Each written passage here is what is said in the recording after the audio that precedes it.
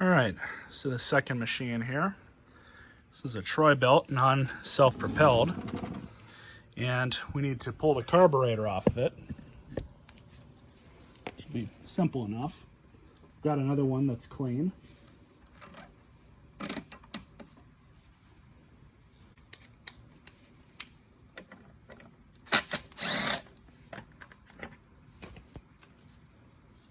This air filter is still good. Let's see what else we can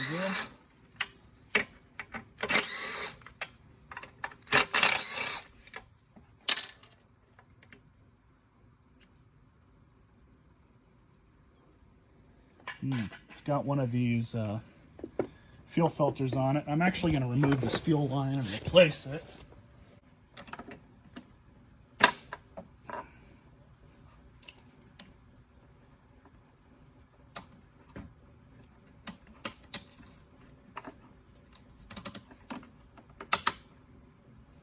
Of course, it's going to make a mess. So what we're going to do is just kind of push this out of the way for the time being. It's going to leak a little bit, can't stop that. You guys can see the carburetor here. This thing has definitely been covered in fuel for a little bit, so we'll have to replace that gasket as well. And we also have to take the beauty cover off.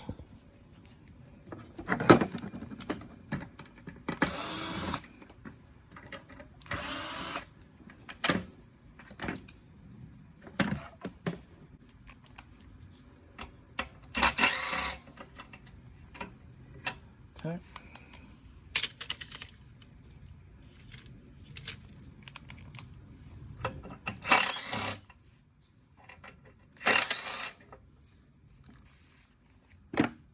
Simple enough.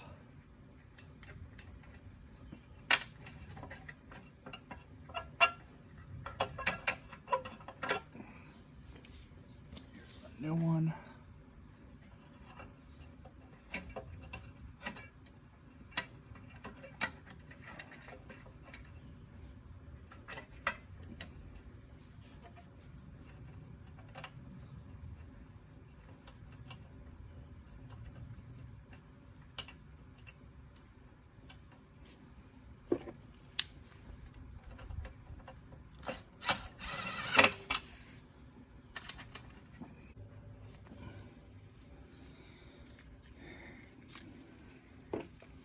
Just tighten this down just a hair. It's good enough for me. Get all these screws out of the way. But what we are going to need are these two clamps, which are still in pretty good condition. We're going to put these onto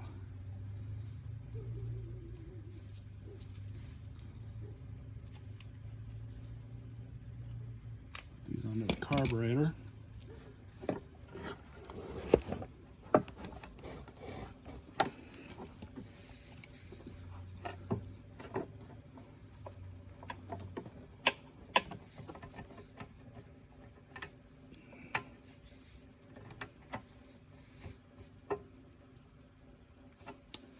That clamps on. So now's the fun part.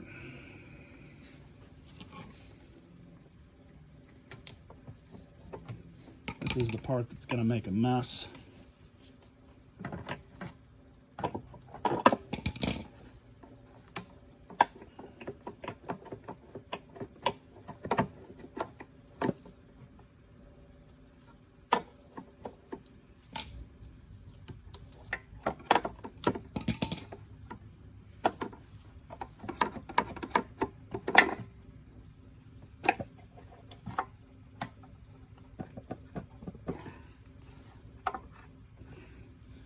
All right, that wasn't too bad.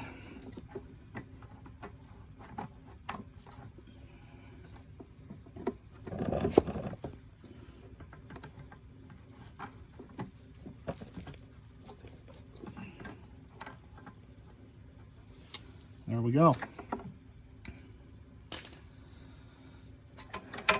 Everything's working like it should. This E3 plug I'm gonna take out because I don't like these. Never been a fan of them.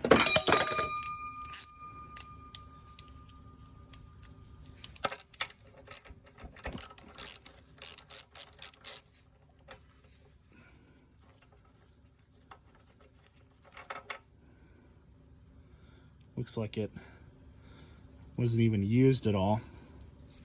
It might still be good, but I've had so many problems with these over the years that it's just easier for me to throw on a good used Champion. Here's a properly gapped Champion. I just cleaned the tip of it off there with my blowtorch, so it's not too hot. Go ahead and stick her back on.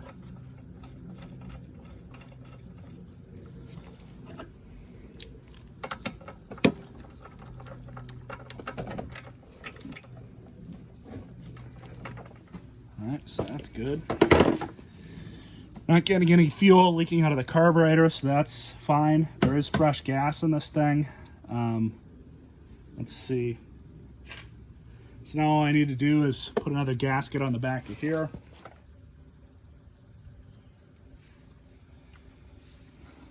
Make sure the PCV goes in properly.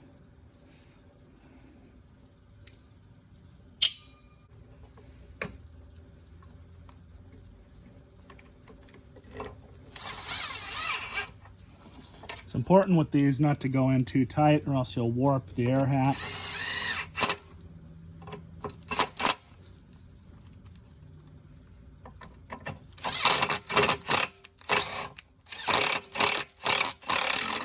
There we go.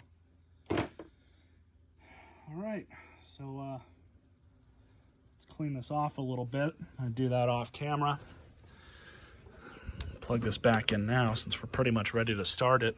And before I start it, I'm going to check the oil. This thing starts, there's no issues with it running. I'm going to let it run for a bit. Then we're going to change the oil in it. All right, so let's check the oil real fast.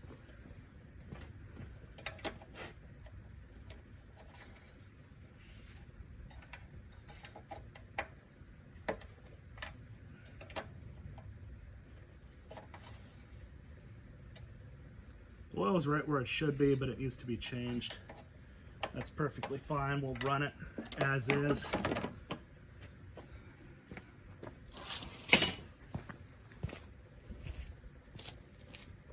Grab my third hand.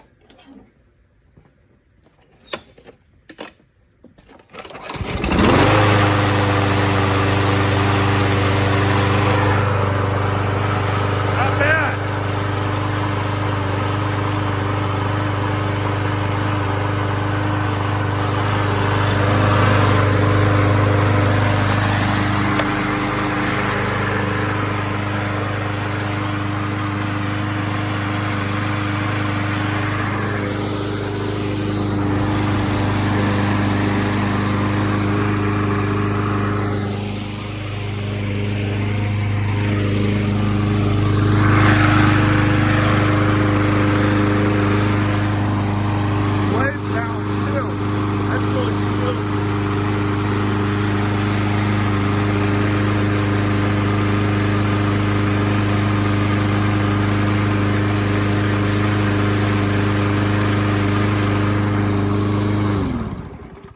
That's not bad at all.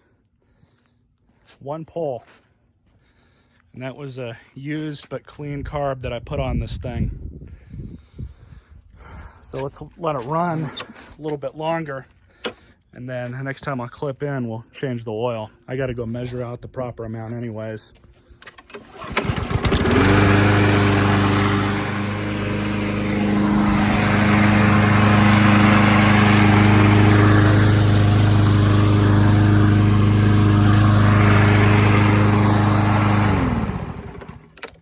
Not bad. It's not skipping, it's not running weird, it's running pretty damn good. Probably wasn't thrown away for any major reason other than it wasn't starting.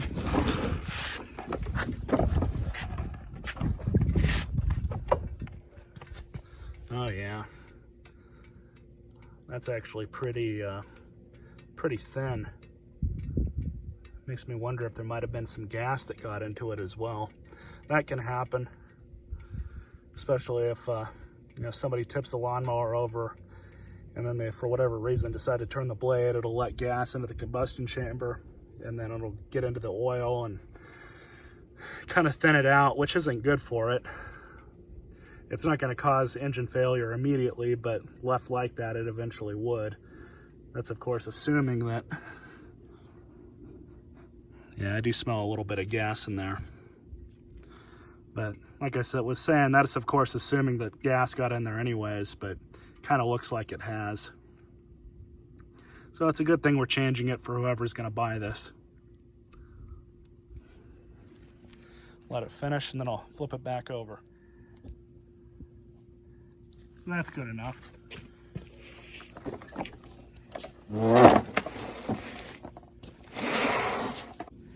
These older Briggs and Tecumsehs typically take about 20 ounces of oil.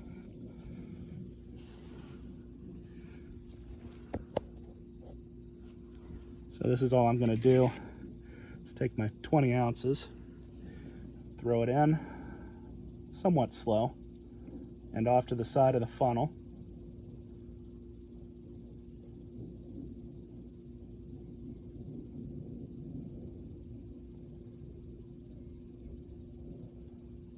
And then I'm just going to let it flow into the mower. Not going to touch the funnel because that'll make it all come out of the dipstick tube and make a mess. So we'll let everything settle and go from there. All right, so everything's nice and settled now.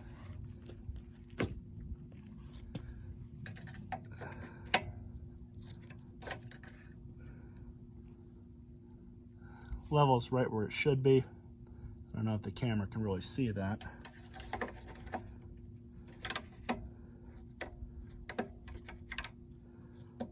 So that's good enough for me. I'm gonna get the beauty cover back on and then probably hose this thing down again just to clean it up some. And then I'll get you guys the end of this video. All right. Let's see if I can get one last start for you guys.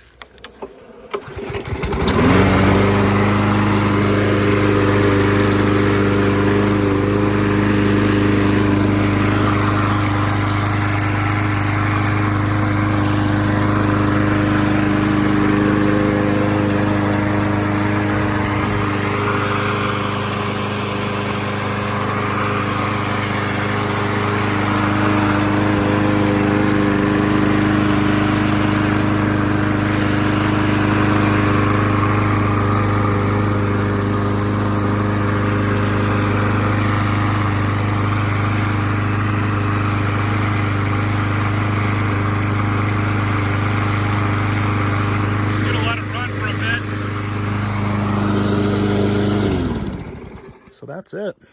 This thing runs really good. It's a one-pole starter.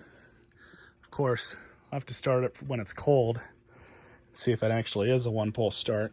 But, I mean, aside from swapping out the spark plug and putting in a good used carburetor, this thing didn't need anything else, I guess, unless you want to include the oil change. Hope you guys enjoyed this video. Stay tuned for more.